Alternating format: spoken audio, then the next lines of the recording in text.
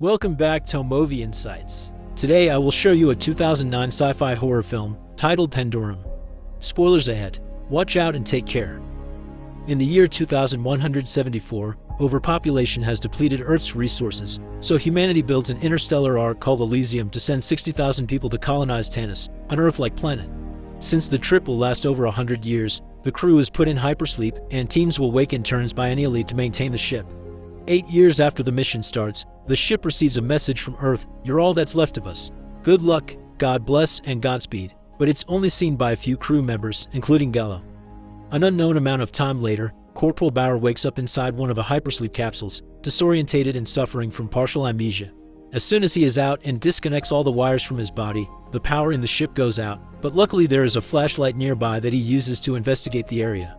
All the other capsules are empty except for the one with Lieutenant Payton in it, and looking at his own helps him remember his name, but there are no other crew members around. The ship's control panel isn't working, but he does find his locker with some clothes and a picture of his girlfriend. While changing, he notices the tattoo on his arm that marks him as part of Team 5. The door to the bridge is locked with no way to open it, although there are tools on the floor and marks on its surface, indicating someone was desperate to get out. Furious, Bauer goes to hit Payton's capsule over and over, to no avail. He decides to take care of his beard next, and while shaving, the ship starts shaking before it releases Payton from his capsule. He's also disorientated, and like Bauer, he doesn't remember the destination or the mission, but they do remember the training. This allows Payton to find the emergency power unit and reactivate the control panel, but when they try the communication lines, nobody replies. Suddenly, the ship starts shaking again, and they hear some noises in the ventilation shafts, which Payton blames on the system rebooting itself every time there's a surge from the unstable nuclear reactor. Deciding they should find a way out of the room, Bauer climbs into the shafts while Payton guides him through the comms by looking at the maps on the computer. For a while, Bauer finds nothing interesting inside the shafts, but eventually he comes across a spider and decides to follow it until he falls against a shaft grill, where he finds the body of a fellow crew member.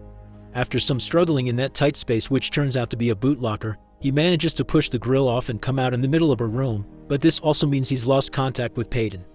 This room's door does allow him to push it open, so Bauer starts walking through the hallways to investigate and finds a woman named Nadia, who runs away as soon as he comes closer.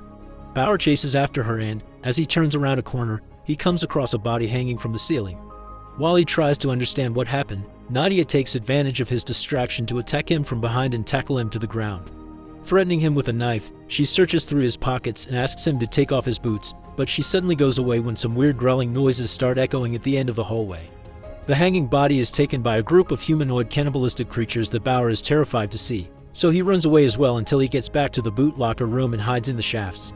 Returning to this location means he regains contact with Payton, so he has to cover his communicator not to be heard by the monsters. One of the creatures enters the room and finds the body that fell from the ventilation shafts, taking it with it when it leaves. Once he's sure he's alone, Bauer talks to Payton again and tells him what happened. He thinks they should try to contact the bridge, but Payton doesn't think there is anyone left on the bridge in the first place, and there won't be help coming because the ship wasn't programmed to return. Bauer gets some of his memories back then, and remembers all about the planet Tanis, which he saw on TV when he was a kid. He also remembers having a lover and that the training included allowing the crew members to bring their wives, so his and Payton's companion should be somewhere on board. He wants to go out and find them before the creatures do, but Payton points out it would be impossible to do in a ship this big, so his priority should be regaining control of the vessel to save them all. As he looks around, Bauer finds some anti-riot guns in a closet, so he takes one with him before asking Payton to guide him through the hallways so he can find the reactor bay and reset it manually. When he sees someone passing by, he steps back and hides while noticing his hands are trembling, which could possibly be a symptom of Pandorum, a disorder caused by deep space and emotional stress that can make a person psychotic.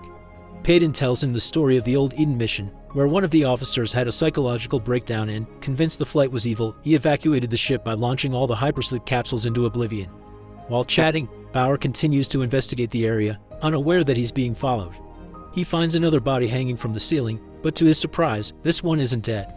Shepard from Team 4 attacks him at first, thinking Bauer is one of the creatures, but Bauer quickly reassures him and helps him get off the booby trap.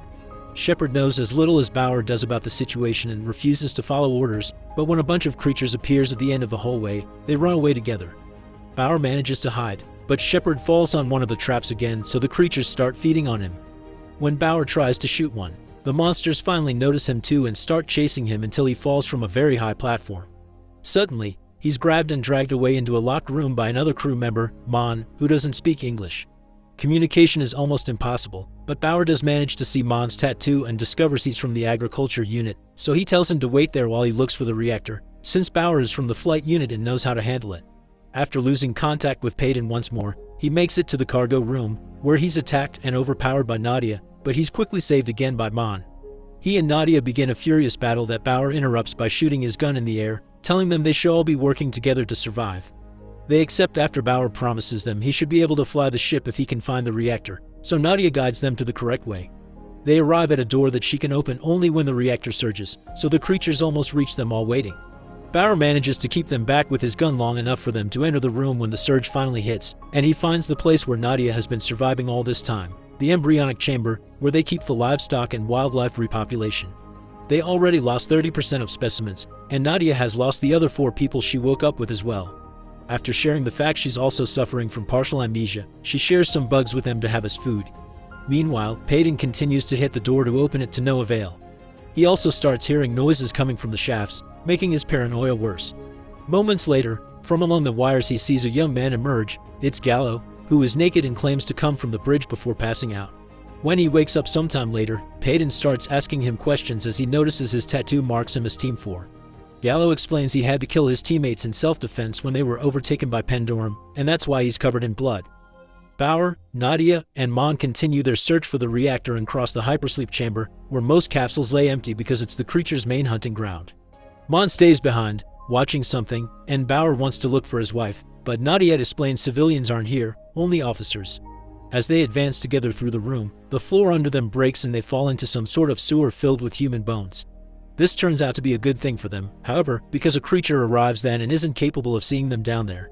After the monster is gone, they climb out of the sewer, only to find the monster waiting for them. It doesn't hesitate to attack them both, and while at first it keeps the upper hand, the fight turns around when Mon arrives and gets the creature off them. By working all together, they manage to kill the monster, but there is another one that has been watching them all along and now is summoning more of his kind to eat the body and attack the humans. As the trio runs away, they notice one of the capsules opening and a crew member waking up, but there's no time to save him. The creatures quickly surround him and feed on him. The 3 of them manage to escape and get inside a barricaded chamber where they meet Leland, the ship's cook. While he prepares something for them to eat using the water that leaks into the ship and the algae it creates, Nadia finally tells Bauer her theory. The creatures are the members of the crew that mutated into these monsters thanks to the accelerator every officer had gotten injected in them to help them adapt to the environment in Tanis, since this stuff is supposed to jumpstart evolution. Leland overhears them talking, and since he's been awake for a long time, he knows what's happened. So he starts telling the story at the same time Gala tells it to Peyton while trying to make him lose his mind. When Earth vanished thanks to some unknown catastrophe, the ship got the message that told them about this tragedy and wished them good luck. Hearing this news, Gala lost all hope and became insane. So he killed his team and induced Pandorum and other passengers before goading them into a violent and tribal culture. Then he went back into hypersleep. Bauer and the others lose consciousness as the story ends, only to wake up some moments later to find out Mon had drugged them and now he's tied them up with the intention to eat them. After stabbing Nadia, he moves to Bauer, who manages to change his mind by explaining the ship is on its final stage before shutdown and none of them will survive if he doesn't reset the reactor. Mon frees them and lends them his radio so Bauer can contact Peyton, who checks the computer memory and confirms the ship only has 47 minutes left. He also provides them a path they can follow to the reactor. As they cross the hallway, they encounter one of the creatures, but this one is very young, which confirms the monsters are reproducing. Nadia asks them not to kill it because it's just a child, but this causes the kid to run away and alert his peers. The group flees and hides into a room with all the civilian hypersleep capsules, but Bauer doesn't find his wife there and he finally remembers why she never came. She broke up with him and that's why he enlisted in the first place. This means she died when Earth evaporated. With nothing left for him to save, Bauer starts losing hope and almost loses his sanity as well, but Nadia convinces him they need to survive and restarts a new Earth. It's then that Bauer has another revelation when he remembers Peyton's wife, Marianne. Meanwhile, Vala continues to goad Peyton, trying to make him lose his mind and give in to Pandorum. He thinks everyone should launch themselves in the pods the same way the Eden mission did, but Peyton considers it suicide and believes Bauer can get them out of this. As Gala's nose starts bleeding and the argument grows in intensity, he gets more violent as well. He grabs a sedative gun and threatens Peyton into launching him out in a capsule, so Peyton pretends to follow his orders only to choose hypersleep instead of launching once he is Gallo inside the pod. The team makes it to the reactor room, which is also the place where all the creatures sleep. When they try to cross a walkway, it collapses under their feet, and while Nadia makes it to the other side, Bauer falls on a metal beam and Maud is left holding the walkway so it doesn't drop on top of the creatures. After slowly lowering himself to the floor, Bauer covers himself with monster skin to cover his own scent and carefully makes his way to a nearby ladder. He does make it to the reactor, but his flashlight falls on his way up and wakes up the monsters, who waste no time in going after them. Maud drops the walkway, killing a good amount of them before running away while Bauer finally restarts the reactor, which returns power to the ship and kills a good number of monsters as well. The mutant leader goes after Mon to engage him in hand-to-hand combat, and after a very tough fight, Mon defeats it and kills it, only to find the mutant kid seconds later. He hesitates to kill it, which is a big mistake. The child doesn't think about it twice and cuts his throat open. In the meantime, Bauer and Nadia are following Leland to safety while the rest of the creatures chase them, but the cook betrays them and locks the door behind him so he cannot be caught.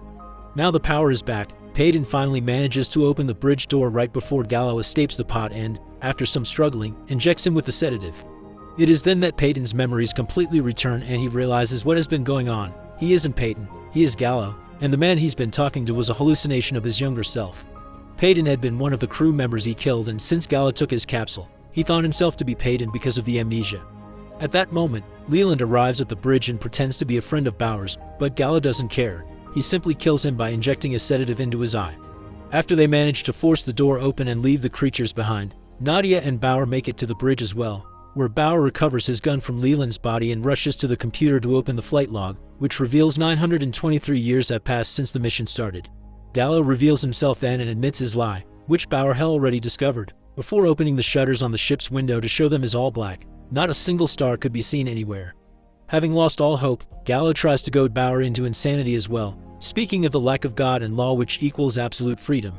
However, Bauer believes in having law and order, so those words make him react and he jumps on Gallo, ready to kill him, when Nadia interrupts him with a very important discovery. There are bioluminescent creatures floating around them. They finally realize the ship landed on Tanis 800 years ago and it's now lying on the bottom of the ocean. Gallo takes advantage of the distraction to jump on Bauer and try to kill him, but Nadia comes to the rescue and they start to fight. Since she's still hurting from Leland's stabbing, Gallo easily overpowers her. So Nadia tries to get Bauer to help her, but he doesn't hear her. Now it's him the one having a hallucination, so instead of shooting Gallo, he shoots the wall, believing the mutants are coming. The shot breaks a window and water starts pouring into the ship, killing Gallo and any remaining creatures. Nadia and Bauer manage to get into one of the flooded pods, and since the air isn't enough for both of them, Bauer puts the oxygen mask on Nadia's face as the computer launches over 1,000 capsules, including theirs, when it detects the emergency. Bauer and Nadia surface near a beach moments later, and together they watch all the other pods make their way up as well, which means now they have enough people with them to start rebuilding a new Earth.